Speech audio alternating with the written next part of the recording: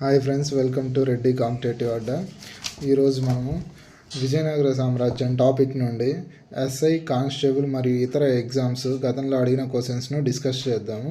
Okay, direct క్వశ్చన్లోకి వెళ్ళిపోదాం. క్రింది వారిలో ఏ బీజాపూర్ సుల్తాన్ను కృష్ణదేవరాయలు గారు పోర్చుగీస్ సైనికుల సహాయంతో ఓడించాడు? Option 1 Ismail Adil Shah, option 2 Ahmad Shah, option 3 Nadir Shah, option 4 Mahmud Shah. Answer వచ్చేసి ఇస్మాయిల్ ఆదిల్ షా. ఇక్కడ వచ్చేసి ఇస్మాయిల్ ఆదిల్ షాకు మరియు కృష్ణదేవరాయలు గారికి రాయచూర్ కోట వద్ద ఈ యుద్ధం జరిగింది. ఇప్పుడు 1520లో జరిగి ఉంటుంది. అయితే యాక్చువల్గా ఇక్కడ జరిగింది ఏంటంటే, ఈ యుద్ధంలో ఆల్మోస్ట్ ఇస్మాయిల్ ఆదిల్ షా గెలుపుకు దగ్గరగా ఉంటాడు. మన శ్రీకృష్ణదేవరాయలు గారి యొక్క సైన్యము 7 లక్షలు, ఇస్మాయిల్ ఆదిల్ షా సైన్యము 1.5 లక్ష. కానీ శ్రీకృష్ణదేవరాయ సైన్యం వచ్చేసి మొత్తం పదాతి దళము. ఆదిల్ షా సైన్యంలో కొంతమంది ఫిరంగులు ఉండడం వల్ల ఆదిల్ షా పై చేయి సాధించడం జరుగుతుంది. ఆ టైంలో పోర్చుగీస్ వారు సపోర్ట్ చేయడం వలన మన కృష్ణదేవరాయ గారు ఈ యుద్ధంలో గెలవడం జరుగుతుంది అన్నమాట. ఇది దీని గురించి ఫస్ట్ క్వశ్చన్ బ్రీఫింగ్.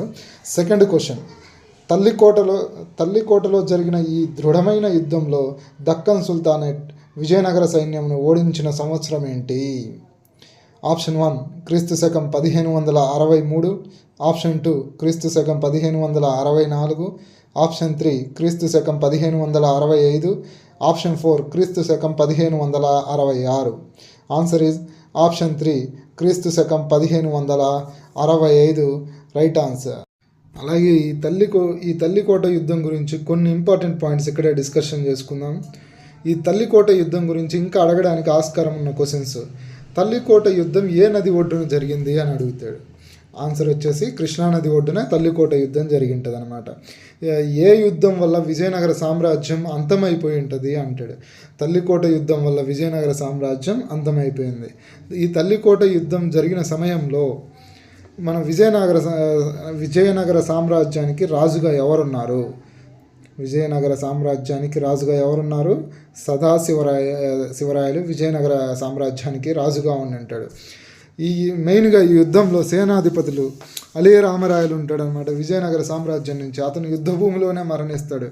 తర్వాత తిరుమల రాయలు యుద్ధభూమి నుండి పారిపోయి నెక్స్ట్ అతను పెనుకొండను రాజధానిగా చేసుకొని కొత్త రాజ్యాన్ని ఏర్పాటు చేయడం జరుగుతుంది. ఇక్కడ ఇంకొక క్వశ్చన్ కూడా అడగడానికి ఆస్కారం.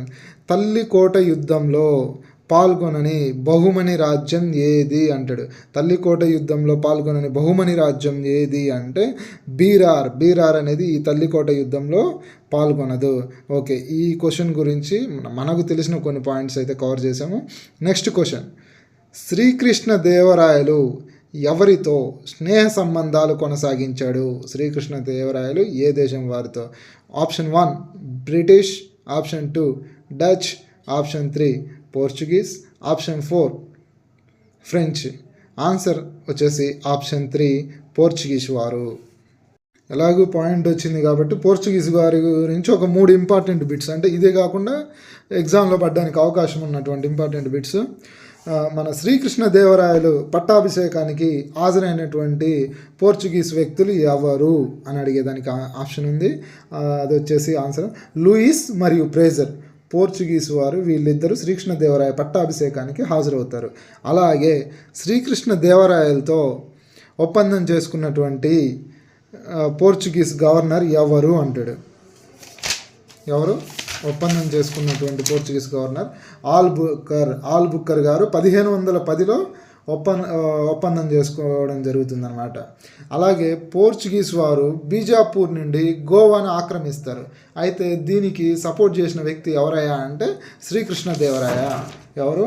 శ్రీకృష్ణదేవరాయ.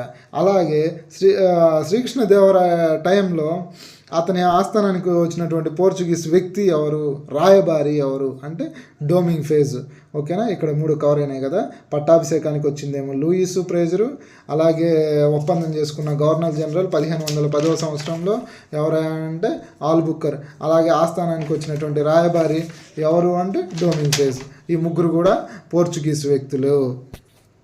ఫ్రెండ్స్, ఇప్పుడు నేను చెప్పే కంటెంట్ మీకు నచ్చినట్లయితే సబ్స్క్రైబ్ చేసి లైక్ చేసి వీడియోని షేర్ చేయండి. అలాగే నెక్స్ట్ క్వశ్చన్లోకి వెళ్ళిపోదాం. 4th క్వశ్చన్, హజర రామస్వామి విఠలస్వామి ఆలయాలు ఎవరి చేత నిర్మించబడ్డాయి? ఆప్షన్ 1 ప్రతాపరుద్రదేవుడు, ఆప్షన్ 2 రవివర్మ 1, ఆప్షన్ 3 శ్రీకృష్ణదేవరాయలు, ఆప్షన్ 4 ఛత్రపతి శివాజీ. అయితే ఇక్కడ ఆప్షన్ 3 శ్రీకృష్ణదేవరాయలు ఆన్సర్. అలాగే ఈ క్వశ్చన్లో హజర రామస్వామి మరియు విఠలస్వామి ఆలయాల ప్రత్యేకతలు కూడా మనం ఇక్కడే డిస్కషన్ చేసుకున్నాం. హజర రామాలయం వచ్చేసి అతిపెద్ద గోడలు కలిగినటువంటి ఆలయం. అలాగే గోపురం లేకుండా విజయనగర సామ్రాజ్యం టైంలో నిర్మించిన ఏకైక ఆలయం కూడా ఇదే. ఈ రామాయణంలోని వివిధ ఘట్టాలను ఈ రామస్వామి గోడల మీద, ఈ టెంపుల్ గోడల మీద చిత్రీకరించడం జరిగిందనమాట. ఇది దీని ప్రత్యేకతలు. ఏంటి? మొత్తం 3 ప్రత్యేకతలు. అతిపెద్ద గోడలు, అలాగే గోపురం లేకుండా ఉండడం, అలాగే ఇక్కడ గోడల మీద రామాయణంలోని వివిధ ఘట్టాలు చిత్రీకరించడం. ఇది దీని ప్రత్యేకత. అలాగే నెక్స్ట్ విఠలస్వామి ఆలయం గురించి ప్రత్యేకత ఏంటంటే ఒకటే ప్రత్యేకత. దాని ప్రత్యేకత ఏందయ్యా అంటే అది ఏకశిలారథాన్ని కలిగి ఉంటుంది అన్నమాట. Okay, right. నెక్స్ట్ క్వశ్చన్, ఏ యుద్ధంతో విజయనగర సామ్రాజ్యం అంతరించినది? ఏ యుద్ధంతో విజయనగర సామ్రాజ్యం అంతరించినది? ఆప్షన్ 1 తల్లికోట యుద్ధం, ఆప్షన్ 2 పానిపట్టు యుద్ధం, ఆప్షన్ 3 మైసూరు యుద్ధం, ఆప్షన్ 4 వెల్లూరు యుద్ధం. ఏ యుద్ధంతో? ఆప్షన్ 1 తల్లికోట యుద్ధంతో విజయనగర సామ్రాజ్యం అనేది అంతరించిపోవడం జరిగింది. నెక్స్ట్ క్వశ్చన్, 6th క్వశ్చన్, శ్రీకృష్ణదేవరాయల ఆస్థానం పేరేంటి? ఆప్షన్ 1 విజయ విలాసం, ఆప్షన్ 2 సార్వభీషం, ఆప్షన్ 3 భువన విజయం, ఆప్షన్ 4 ముత్యాల సరాలు. ఇక్కడ ఆన్సర్ వచ్చేసి ఆప్షన్ 3 భువన విజయం. ఇక్కడ మీరు కన్ఫ్యూజ్ అవ్వద్దు. ఆప్షన్స్ వచ్చేసి మామూలుగా ఆస్థానం పేరు వచ్చేసి భువన విజయము, ఆస్థానంలో ఉండే కవులు వచ్చేసి అష్టదిగ్గజాలు అన్నమాట. బాగా గుర్తుపెట్టుకోండి. ఆస్థానం పేరు భువన విజయము, ఆస్థానంలో ఉండే కవులను అష్టదిగ్గజాలు అంటారు. Next question, 7th question, Vijayanagara సామ్రాజ్య శిథిలాలు ఎక్కడ కనుగొనబడ్డాయి? విజయనగర సామ్రాజ్య శిథిలాలు ఎక్కడ కనుగొనబడ్డాయి? Option 1 Bijapur, option 2 Ahmednagar, option 3 Hampi, option 4 Warangal. Answer Hampi. Option 3 is the answer. 8th question, Vijayanagara పట్టణము ఇప్పుడు హంపిగా పిలువబడుతున్న ఈ నది యొక్క ఉత్తర తీరంలో ఉన్నది. Option 1 Krishna, option 2 Penna, option 3 Tungabhadra, option 4 Kaveri. మనం ఎక్కువ శాతము ఆన్సర్ వచ్చేసి తుంగభద్ర లేదా కృష్ణ అని పెడతాము. కానీ క్వశ్చన్ కొంచెం క్లియర్గా చదివితే ఈ నది యొక్క హంపి అనేది ఈ నది యొక్క ఉత్తర తీరంలో ఉన్నది అంటున్నాడు. ఏ నది యొక్క ఉత్తర తీరంలో ఉంటుంది? పెన్నా నది యొక్క ఉత్తర తీరంలో ఉంటుంది. ఆన్సర్ వచ్చేసి 2. అలాగే ఇదే క్వశ్చన్, హంపి నగరం ఏ నది ఒడ్డున ఉన్నది అంటే అప్పుడు ఆన్సర్ వచ్చేసి తుంగభద్ర నది. సో ప్రస్తుతం 8th క్వశ్చన్ ఆన్సర్ ఏమవుతుంది? ఆప్షన్ 2 పెన్నా. ఈ విజయనగర రాజు ఆంధ్ర పితామహ, ఆంధ్ర భోజ అని పిలువబడి ఇతని రాజ్యపాలనలో తెలుగు సాహిత్యంలో ఆగస్టన్ కాలము తలపింపజేసినది ఏ రాజు కాలంలో అని అడుగుతున్నాడు. Option 1 Devaraya 1, option 2 Bukkaraya 2, option 3 సాలువ నరసింహ, ఆప్షన్ 4 కృష్ణదేవరాయ. ఇక్కడ ఆంధ్ర భోజ అంటే మన తెలుగును బాగా ఆదరించింది ఎవరైనా ఉన్నారంటే శ్రీకృష్ణదేవరాయ గారు. అతనే ఒక మాట అంటాడు, దేశ భాషలందు తెలుగు లెస్స అని పలికినది ఎవరయ్యా అంటే మన శ్రీకృష్ణదేవరాయ గారు. సో 9వ క్వశ్చన్కు ఆన్సర్ ఏంటి? ఆప్షన్ 4. 10వ క్వశ్చన్, శ్రీకృష్ణదేవరాయల ఆస్థానంలో అష్టదిగ్గజాలు ఇది 2009 కానిస్టేబుల్లో అడిగాడు. గొప్ప పోరాట యోధులు, గొప్ప సాహిత్య కోవిదులు. ఆప్షన్ 3 గొప్ప సంగీతకారులు. ఆప్షన్ 4 దేశిక రక్షకులు. ఆన్సర్ వచ్చేసి ఆప్షన్ 2 ఇస్ ద ఆన్సర్. 11వ క్వశ్చన్. ఆముక్తమాల్యద రచయిత ఎవరు? ఆముక్తమాల్యద గ్రంథ రచయిత ఎవరు? 1 అల్లసాని పెద్దన్న, 2 తెనాలి రామకృష్ణ, 3 శ్రీనాథుడు, ఆప్షన్ 4 శ్రీకృష్ణదేవరాయ. ఆన్సర్ వచ్చేసి శ్రీకృష్ణదేవరాయ. ఇక్కడ ఇంకో క్వశ్చన్ కూడా అడగడానికి ఛాన్స్ ఉంది. ఆముక్తమాల్యద అనే గ్రంథాన్ని శ్రీకృష్ణదేవరాయ గారు ఏ భాషలో రచించారు? ఏ భాషలో రచించారు? తెలుగా, సంస్కృతమా, కన్నడనా? ఆన్సరు కామెంట్లో తెలియజేయండి. Next question. విజయనగర సామ్రాజ్య సంస్థాపకులు ఎవరు? 1 శ్రీకృష్ణదేవరాయ, 2 హరిహర బుక్కరాయలు, ఆప్షన్ 3 తిరుమల రాయలు, ఆప్షన్ 4 హరిహర రాయలు మరియు శ్రీకృష్ణదేవరాయలు. ఆన్సర్ వచ్చేసి ఆప్షన్ 2 హరిహర బుక్కరాయలు. Next question. 13వ క్వశ్చన్. పారిజాతాపహరణం గ్రంథాన్ని రచించింది ఎవరు? Option 1 Nandi Timmana, option 2 Allasani Peddanna, option 3 Pingali Suranna, option 4 Tenali రామకృష్ణుడు. ఎవరయ్యా అంటే ఆప్షన్ 1 నంది తిమ్మన. ఇదే క్వశ్చన్. పారిజాతాపహరణంని నంది తిమ్మన ఏ భాషలో రచించాడు అంటే ఆన్సర్ వచ్చేసి తెలుగులో రచించడం జరుగుతుంది. 1565లో ఏ యుద్ధం వల్ల విజయనగర సామ్రాజ్యం పతనమైపోయింది? ఆప్షన్ 1 శ్రీరంగపట్టణం, ఆప్షన్ 2 తల్లికోట యుద్ధం, ఆప్షన్ 3 కంచి, ఆప్షన్ 4 పైవేవి కావు. ఆన్సర్ వచ్చేసి ఆప్షన్ 2 తల్లికోట యుద్ధం.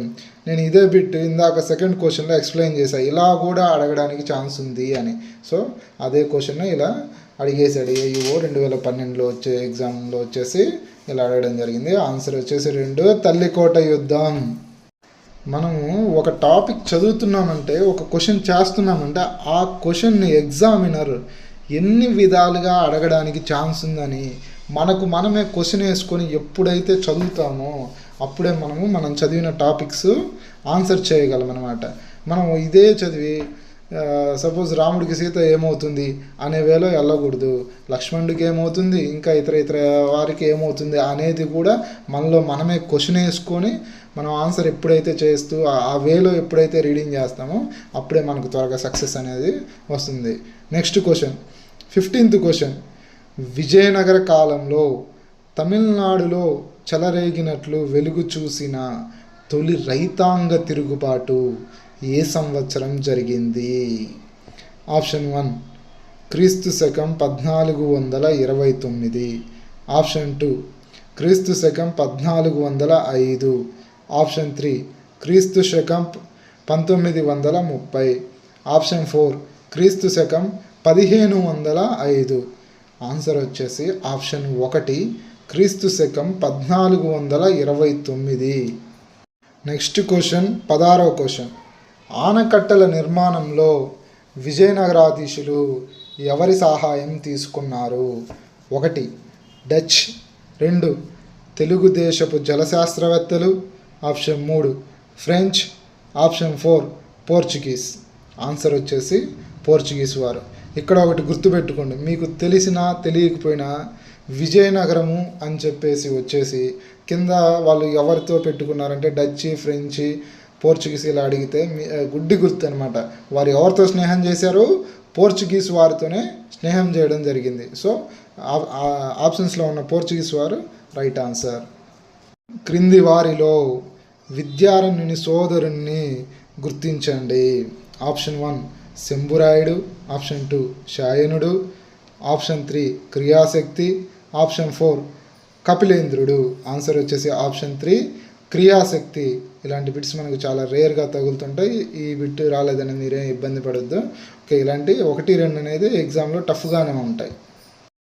మనము ఒక టాపిక్ చదివిన తర్వాత చాలామంది మాకు గుర్తుండట్లేదు అంటారు.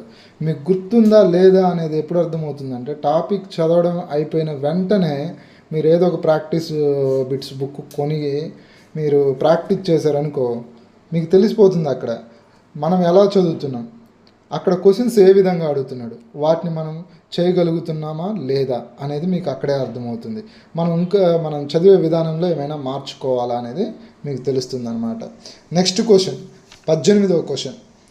కృష్ణదేవరాయల అనంతరం రాజ్యానికి వచ్చినది ఎవరు? 1 రామరాయలు, 2 సదాశివరాయలు, 3 నరసనాయకుడు, ఆప్షన్ 4 అచ్యుతదేవరాయలు. ఎవరయ్యా మన కృష్ణదేవరాయల తర్వాత రాజ్యానికి వచ్చింది? అతని తమ్ముడైనటువంటి అచ్యుతదేవరాయలు రాజ్యానికి రావడం జరుగుతుంది. Option 4 correct answer. సంగీత సూర్యోదయమును రచించినది ఎవరు? ఇది కొంచెం ఇంపార్టెంట్ బిట్, ఒకసారి చూసుకోండి.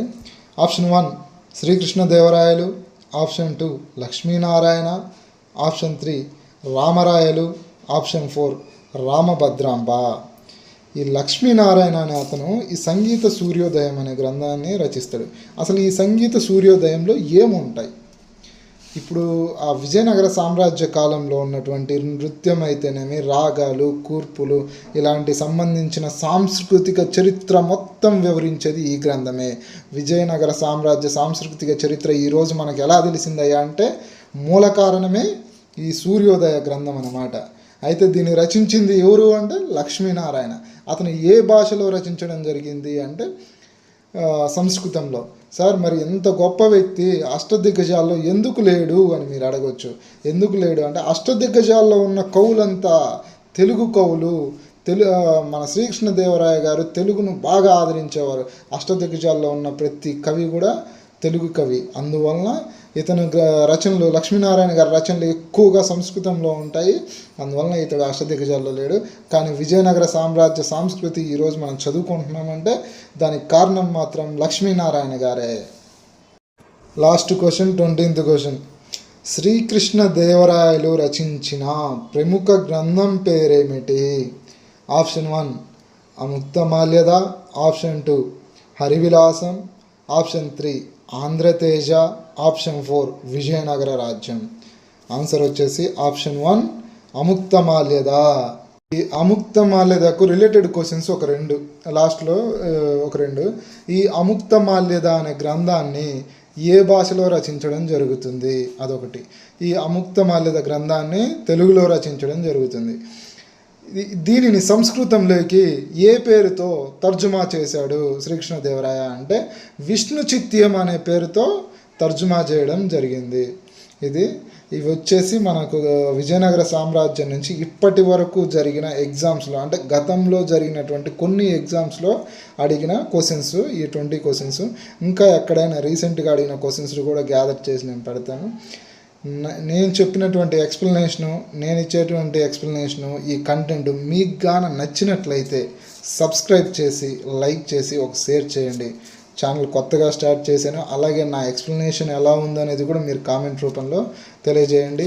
నేను చెప్పిన ఈ క్వశ్చన్స్లో, ఈ 20 క్వశ్చన్స్లో బై మిస్టేక్గా నేనేమన్నా తప్పులు చెప్పి ఉంటే మీరు కామెంట్ రూపంలో తెలియజేయడం ద్వారా నేను వాటిని సరి చేసుకుంటానన్నమాట. Anyway, thank you for watching. Thank you. Please subscribe. Jai Hind.